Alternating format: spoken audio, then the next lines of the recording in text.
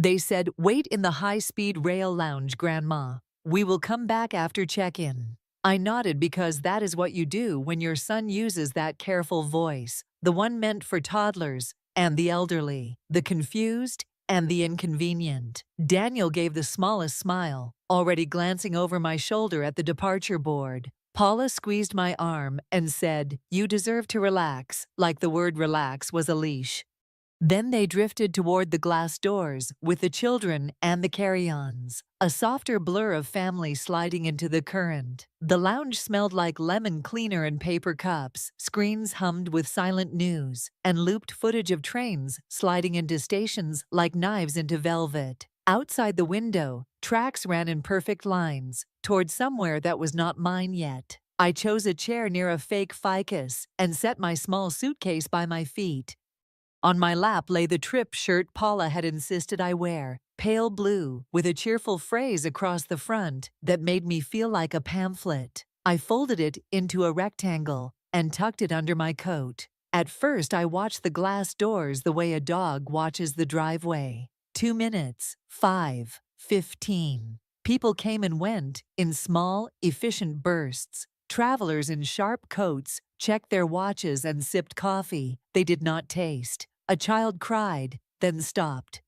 An announcement rolled through the air and dissolved. I told myself it was fine. They would be back any minute. Check-in always takes longer than anyone expects. An hour elbowed its way past another. I stood, walked to the window, and traced the path of a red jacket along the platform until it vanished. I returned to the chair. I smoothed my skirt. I took the thin bottle of water Paula had pressed into my hand and placed it unopened on the table because I did not want to owe her even a swallow.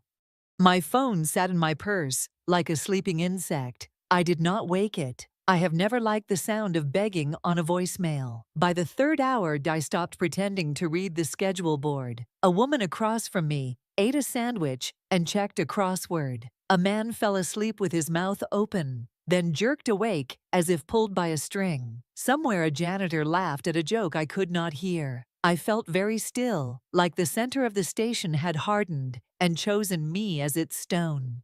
When I finally went to the service desk, I used my teacher voice, calm, precise. The clerk typed with gentle fingers and looked up with eyes that had practiced this kind of pity. They boarded the 1:30 to the South Terminal. "Ma'am, it departed on time," she said it kindly. I appreciated the effort. I went to the restroom and locked myself in a stall, not to cry. Tears are loud. I wanted quiet. I stared at the pale blue shirt in my hands and saw a life I had worn because it fit everyone else. I folded it smaller and smaller until it became a square of fabric no larger than my palm. When I stepped out, the station lights had softened a shade toward evening. The tracks outside looked the same, but I had tilted. I did not hurry. I did not wait. I walked back toward the main concourse, past the lounge doors that did not open for me, and I let the automatic breeze of the station carry the last of their instructions off my skin. The air inside the terminal had changed. It wasn't cooler or warmer, but it pressed against me differently, like a reminder that I was standing alone in a place built for movement. People hurried past with tickets in hand, children trailing behind, bags rolling like obedient pets. I stood in the middle of it all, with a suitcase that suddenly felt like it weighed the world. I went back to the service desk. The clerk, a young woman with neat braids and a badge that read Layla, remembered me immediately. She lowered her voice. "Your family checked in without you, ma'am." "I'm so sorry." The words slid across the counter like glass, fragile but cutting. She printed something and slid it toward me. The manifest for the 1:30 train. My son's name. My daughter-in-law's. The children. 4 seats, neatly together. No 5th seat. Not an oversight. Not a mistake. I stared at the list until the letters blurred. Daniel was not careless. Paula was not forgetful. They had made a decision. My breath steadied, even as my chest ached. I folded the paper and tucked it into my coat pocket. Evidence, though I wasn't sure for whom. I walked slowly back toward the lounge. The ficus still stood in its pot, glossy and false. My chair was empty, waiting as if the hours had not happened. I sat again and tried to picture Daniel's face at the moment he stepped onto that train. Did he look back? Did he imagine me sitting here, waiting, and simply decide not to see? The overhead speaker announced the next departures: Spokane, Portland, Vancouver. Names float like distant songs. Once, years ago, Robert and I had dreamed of riding these very rails all the way up the coast. We never did. Life piled in. Daniel's school, the mortgage, endless PTA meetings. I thought there would be time later. There is never later, only now. I stood and made my way to the restroom again. But this time I didn't hide. I washed my hands slowly, watching the water run clear and then disappear down the drain. In the mirror, my reflection looked smaller than I remembered, but my eyes were sharp, alive. The pale blue family trip shirt lay crumpled in the trash can by the sink. I left it there without regret. When I stepped back into the concourse, twilight seeped through the high windows. The station lights flickered awake. For a moment I felt the weight of every dismissal. Paula's smirk when I brought my own snacks, Daniel's silence at birthdays, the way they spoke about me as though I were already fading. 8 hours had distilled the truth into something clean. I wasn't lost. I was left, and being left, I realized, was also being freed. The departure board buzzed overhead. Spokane, 7:10 p.m. one way. My heart steadied. Maybe it was time to stop waiting. The departure board hummed like a challenge. Spokane, 7:10 p.m., boarding in less than an hour. I stood beneath it, clutching the handle of my suitcase, as if it could steady me. My son's voice echoed in my mind, that clipped tone he used when he wanted me small. Just wait here, Mom. But the longer I stared at the glowing letters, the more the command thinned into nothing. I walked to the ticket counter. The clerk was a young man with tired eyes, probably no older than my grandson Michael. He barely looked up until I placed my ID on the counter. "One ticket," I said. "Spokane." "One way," he hesitated. "Round trip is cheaper." "No," I replied. "Just one way." My voice did not shake. For the first time all day, I heard it sound like mine. I slid across the card. Not the one Daniel controlled, not the joint account Paula always tracked, but the small credit card I had hidden since before Robert's funeral. A sliver of independence they never bothered to ask about. The clerk processed the sale, handed me a slim ticket, and said, "Gate 5. That was it, a transaction. But to me, it felt like an oath. I sat on a bench near the platform, staring at the ticket until the ink marks blurred into shapes. A woman nearby wrestled a toddler into a stroller, muttering curses under her breath. A businessman spoke briskly into his phone, ignoring the way his briefcase teetered on the edge of the bench. All of them were heading somewhere chosen, somewhere planned. And me, for once, I was heading somewhere I chose, even if I didn't yet know why. When the train slid into the station, lights gleaming across the polished rails, I rose slowly. The air smelled of iron and rain. I joined the short line of passengers, each of us holding pieces of paper that promised forward motion. At the door, I turned once, just enough to glimpse the lounge through the glass wall. The ficus stood silent, my chair still empty, a stage set for a play I had just walked out of. On board, I stowed my suitcase and slid into a window seat. The fabric was rough, the cushion thin, but it felt like a throne. As the train lurched forward, Seattle's skyline tilted, lights flickering against the water. Then the city receded, swallowed by trees and distance. I pressed my forehead against the glass. 8 hours ago, I thought I was joining a family trip. Instead, I had been shown the truth. I was luggage too heavy to carry. But now I was moving under my own power. The track stretched ahead in silver certainty. Spokane waited. I didn't know what I would find there. Maybe nothing, maybe everything. But it would be mine. For the first time in years, I whispered to myself, no more waiting. The train pulled into Spokane just after dusk. The station was quieter than Seattle's Grand Hall, but the air was alive with motion. Footsteps echoing, announcements bouncing against tiled walls, the smell of coffee and wet pavement seeping in from outside. I stepped onto the platform with my suitcase tugging at my arm, and a question pressing into my chest. Where do I go now? I hadn't booked a hotel. I hadn't told anyone I was coming. My son believed me invisible, and Paula had made me disposable. That meant I was free, but freedom comes dressed in sharp edges. I walked slowly through the station until I spotted a corkboard pinned with flyers and handwritten ads. One caught my eye. Room for rent. Weekly. No nonsense. Call Clara. Cash only. The words had weight. No frills. No false promises. I dialed the number from the payphone, near the vending machines. A husky voice answered on the second ring. Yes? I'm calling about the room. How old are you? 74. Quiet?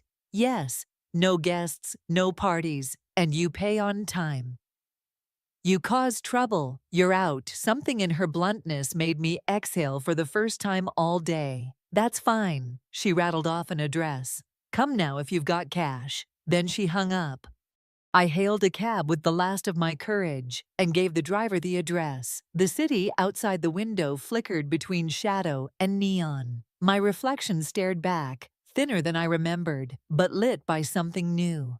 Determination, maybe. The house sat on a narrow street, paint peeling from the porch, a wind chime clattering in the night breeze. A woman with cropped gray hair opened the door, cigarette glowing between her fingers. A cat brushed against her ankle. You're the old lady? I suppose I am. Good. Come in. Inside smelled of lavender detergent and fried onions. Stacks of magazines leaned against one wall, a crocheted blanket folded on the couch. It was cluttered, but lived in. She led me upstairs to a small room with a twin bed, a dresser that sagged in the middle, and a wide window catching the last thread of daylight. It'll do, I said softly. 100 a week. Pay tonight, you stay tonight. I pulled crisp 20s from an envelope, hidden in my coat pocket, and handed them over. She tucked the bills into her apron without counting. Name's Clara. Bathrooms down the hall. Kitchens shared. Don't hog the remote. I smiled. I don't even like the remote. Her mouth twitched, almost a smile. Then we'll get along. That night, I unpacked 3 changes of clothes, ishin, into the dresser and placed my worn leather wallet on the nightstand. The bed creaked when I lay down, the blanket scratchy but warm. Outside, Spokane hummed quietly. Inside, for the first time in years, I felt the edges of safety. Morning light spilled across the faded curtains, tugging me awake. For a long moment I lay still, listening to the sounds of Clara's house, the creak of her slippers against the wood floor, the faint clatter of dishes in the sink, the low rumble of a radio playing some country station. It was ordinary, and it was mine. After coffee and a cautious slice of toast in the shared kitchen, I set out with my small handbag. Spokane streets were unfamiliar, but there was a sweetness in not having anywhere specific to be. I walked past a bakery that smelled like cinnamon, past a pawn shop with guitars in the window, and then I saw it, a chalkboard sign outside a narrow storefront. Help wanted, morning shift. The place was a hybrid, half bookstore, half cafe. The front windows were cluttered with second-hand novels, stacked in crooked towers, and the smell of strong coffee drifted out every time the door opened. I hesitated on the sidewalk. I hadn't worked in years. Who would hire a 74-year-old woman with aching knees and a suitcase of disappointments? But something inside me, stubborn and small, pushed me forward. I stepped in. Bells on the door jingled. Behind the counter, a woman with messy hair pulled into a bun looked up. Her name tag read, Heather. You here for the sign? She asked, wiping her hands on an apron stained with coffee. Yes, I said, trying to keep my voice steady. I can work mornings. I'm punctual. I don't call in sick. Heather raised an eyebrow. Experience? I raised 3 children. Kept a household running for 50 years. I can make coffee, carry plates, and remember a book title better than most people. She studied me for a beat, then shrugged. Trial shift tomorrow, 6 to 11. If you survive, we'll talk. Relief, sharp and bright, spread through me. Thank you, I whispered. The next morning, I arrived 15 minutes early in my only blouse that still held a crease. The cafe smelled of old paper and burnt toast. Heather handed me an apron without ceremony. Tie your hair back. Don't drown the cups. Refill before they ask. By 7, the first wave of regulars shuffled in. Nurses off the night shift, contractors in dusty boots, students clutching laptops. I poured coffee, carried plates, wiped tables. My feet ached, but my hands remembered. A man at the counter squinted at me. "Where'd they dig you up?" "Same place they find everything worth keeping," I said, smiling. "The back shelf under a blanket." He laughed and left a $5 tip. Heather caught my eye, said nothing, but slid me a clean towel like a quiet approval. That evening, walking back to Clara's house, with sore feet and the faint smell of espresso clinging to my blouse, I felt something I hadn't in years. Not usefulness, not obligation, something simpler. I felt a lie. It started with a folded newspaper left on one of the cafe tables. Heather picked it up between the breakfast rush and the lull, glanced at the front page, then froze. She slid it toward me. "You'd better see this." The headline shouted, "Missing Grandmother. Family pleads for her safe return." Beneath it was a photo of me, smiling stiffly at some holiday years ago. Paula's arm looped around my shoulder like a claim. The article quoted Daniel. "We're worried sick. She vanished from the station. If anyone knows her whereabouts, please call." Paula added her piece too. "She's vulnerable. She's not the type to just disappear." I laughed out loud, a sound sharp enough to startle even me. Vulnerable, as if I were a stray kitten instead of a woman who had sat 8 hours in their chosen silence. Heather frowned. "You okay?" "Never better," I said, folding the paper. But inside, something old and bitter rose. They weren't searching for me out of love. They were rewriting the story before anyone could egg why a 74-year-old woman might choose not to board a train with her own family.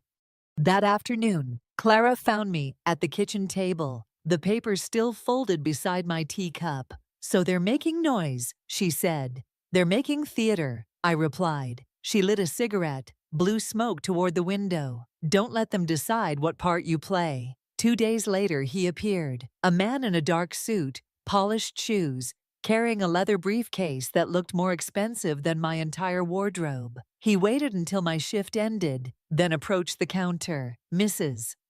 Ellison?" "Yes. My name is Victor Shaw. I represent your son and daughter-in-law. They're deeply concerned about your well-being." His tone was syrup laid over steel. "My well-being is excellent," I said, untying my apron. "Better than it's been in years." He cleared his throat. "They only wish to ensure you're safe. Perhaps discuss arrangements regarding your assets." I cut him off. "Tell Daniel and Paula I am not an asset to be arranged. And if they attempt to contact me again under the guise of concern, I'll consider it harassment." His face twitched, the mask slipping for a second. "Mrs. Ellison, surely nothing," I said, brushing past him. Outside, the Spokane evening smelled of rain on hot concrete. My hands shook, not with fear, but with something stronger, resolve. For years, I'd swallowed dismissal like medicine. Now, I was spitting it out. Back at Clara's, she saw my face and said nothing.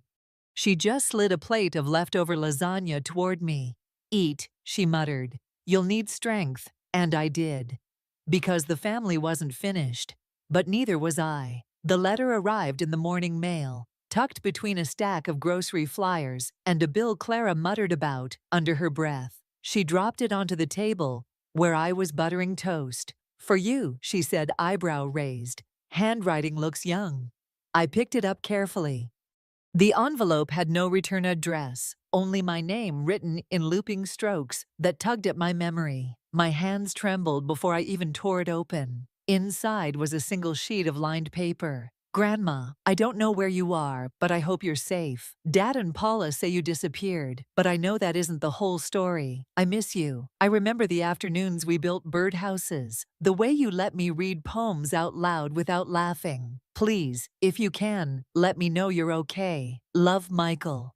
Michael, my grandson, 19 now, maybe 20, the only one who still visited without being asked, who slipped into my kitchen like it belonged to him. Tears pricked the corners of my eyes, sharp but clean. For a moment, I allowed myself to imagine his face, across from me at this very table, his eyes waiting for mine. I folded the letter carefully and slid it into my pocket, close to my heart. That was when Heather burst through the back door of the cafe, cheeks flushed. "There's someone here asking for you," she whispered. My stomach dropped. I followed her out, and there she was, Paula, standing stiffly near the pastry display, her designer coat too crisp for the damp Spokane drizzle. She glanced around, pretending to study the chalkboard menu, but her eyes found me the moment I appeared. "Can we talk?" she asked, her voice low, almost pleading. "You're talking now," I said evenly. "Privately," she insisted. I gestured to the empty booth near the window. We sat, the hum of the cafe around us like a shield. "We panicked," Paula began. "The kids were restless. The train was boarding. We thought you were right behind us." 8 hours, I interrupted. "I sat in that lounge for 8 hours. Not a call, not a page, not even a glance back." Her hands twisted in her lap, perfectly manicured nails catching the light. "I didn't think you'd leave," she whispered. "I didn't. You did," silence stretched, taut and merciless.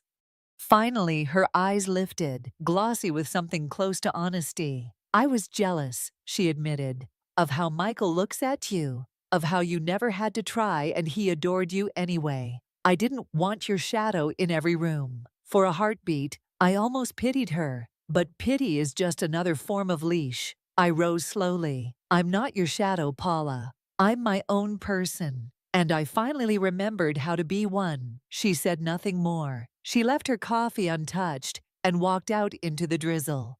In my pocket, Michael's letter burned warm. That was the difference. Some bonds suffocate, others save. 3 days later, another envelope arrived. Clara handed it to me without a word, though her eyes flicked with curiosity. This one had a return address, a modest motel on the edge of town. Inside, Michael's careful handwriting again. "Grandma, I came to Spokane. I'm at the Silver Fern Motel, room 14. I don't want to bring anyone else. I just want to see you. If you don't come, I'll understand." I sat at the table staring at those lines until the letters blurred. Clara cleared her throat.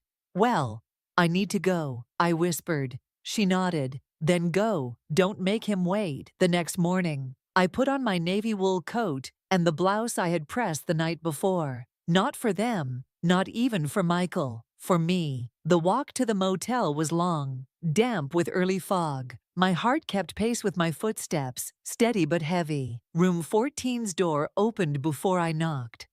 He had been waiting, hand on the knob, like he feared I'd vanish again. Taller than I remembered, shoulders broad, jaw rough with the beginnings of a beard, boss, but the same eyes, gentle, uncertain, searching for me. "Hi, Grandma," he said softly. I didn't trust my voice, so I stepped forward and hugged him. He froze, then clutched me as if afraid I might dissolve. For the first time in years, I felt wanted without condition. Inside the room, books were stacked on the desk. "He always traveled with stories. I read your letter, He nodded. "I read yours too. The one you didn't send. Mom found it in the drawer, but I'm glad you wrote it. Glad you finally chose yourself." We talked for hours about his part-time job at a bookstore, about the loneliness he felt at home, about how he hated the silence that fell every time my name came up. I listened, my hands folded, my heart breaking and mending all at once. "You were the only one who made me feel enough, just by sitting next to me," he confessed. "You are enough," I said firmly, "always." When it was time to part, I pressed an envelope into his palm, a modest transfer from the account I'd hidden all these years. No strings. "For books, or groceries, or a train ticket if you ever need to leave." He didn't argue. He only nodded, eyes bright. "I'll be careful. I'll be good to myself. Like you taught me." Walking back through Spokane's streets, drizzle soft against my cheeks, I felt light. The past was not erased, but it no longer owned me. Lesson. Sometimes family closes doors so tightly you forget you can walk away. But the truth is simple. You are not what they leave behind. You are what you choose next. And freedom, once claimed, cannot be taken back.